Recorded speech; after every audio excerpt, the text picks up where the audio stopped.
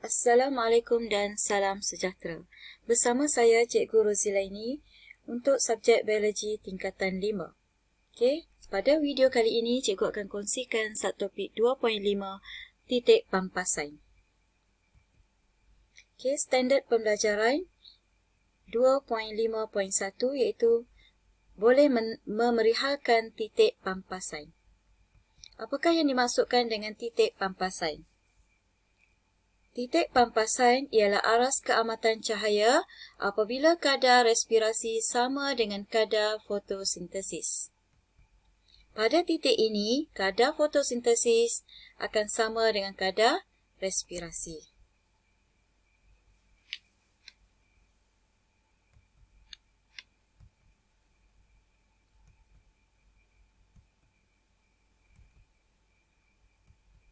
Okey, kita tengok 3 situasi yang berbeza bagi titik pampasan, iaitu pada waktu malam, kadar respirasi adalah melebihi kadar fotosintesis. Pada keamatan cahaya yang rendah, kadar respirasi adalah sama dengan kadar fotosintesis. Manakala pada keamatan cahaya yang tinggi,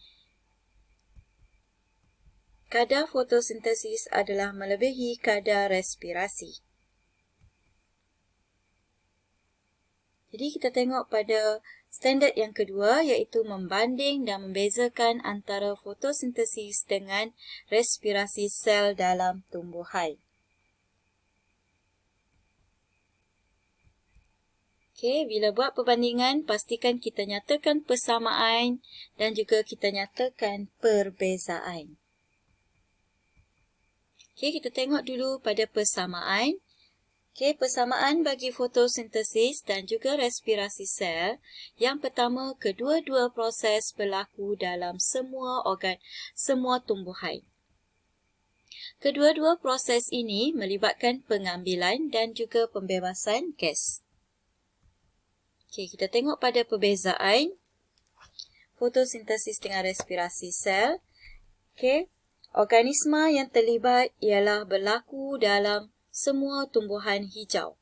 Okey, manakala respirasi sel berlaku di semua organisma hidup. Okey, tumbuhan dan haiwan.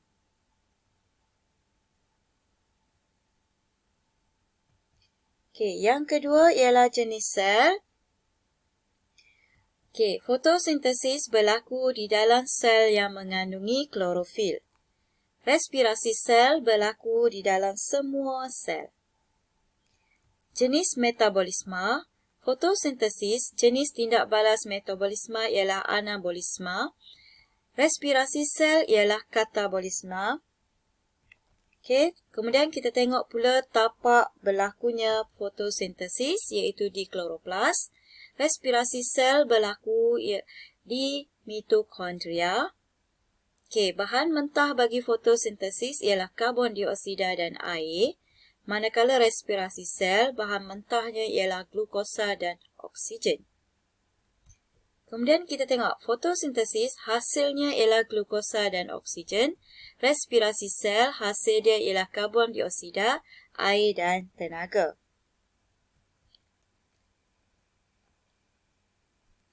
Keperluan cahaya, fotosintesis, dia memerlukan tenaga cahaya. Respirasi sel tidak memerlukan tenaga cahaya. Okey, ada 7 perbezaan antara fotosintesis dan juga respirasi sel. Okey, kita teruskan dengan standard pembelajaran yang ketiga, iaitu menganalisis keamatan cahaya dan pencapaian titik pampasan dengan menggunakan graf.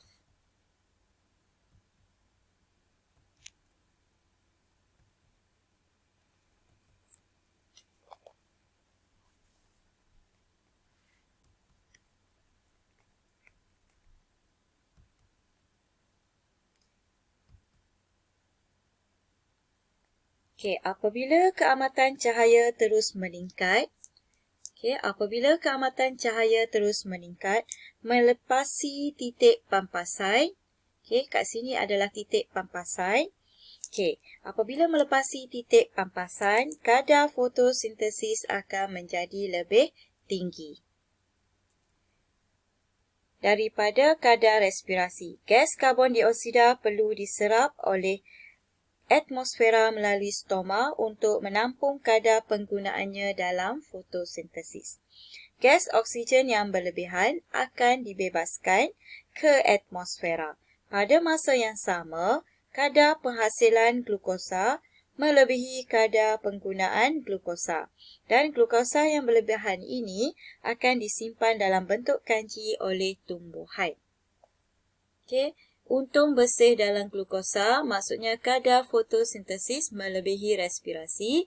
Rugi bersih dalam glukosa, maksud dia ialah kadar respirasi melebihi kadar fotosintesis. Okey, ini graf daripada rendah ke tinggi. Okey, di tengah-tengah ini adalah titik pampasan. Okay, so sekarang kita tengok kesan daripada kadar fotosintesis dan kadar respirasi sel yang kekal pada titik pampasan. Okay, dalam tumbuhan, apa kesan dia? Okay, jika kadar fotosintesis dan kadar respirasi sel kekal pada titik pampasan, okay, yang pertama, kadar penggunaan glukosa adalah sama dengan kadar penghasilan glukosa. Yang kedua, tumbuhan tidak dapat menyimpan makanan. Yang ketiga, apabila tiada gula berlebihan yang dapat digunakan untuk pertumbuhan dan proses hidup penting yang lain. Okey, ini adalah antara kesan daripada kadar fotosintesis dan kadar respirasi sel kekal pada titik pampasan.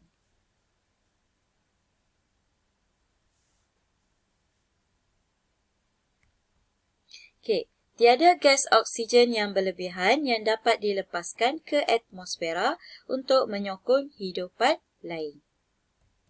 Okey, sekian, terima kasih. Okey, kita dah tamat untuk bab yang kedua. Jangan lupa like, share dan subscribe channel saya, Cikgu Rozilaini. Okey, bye.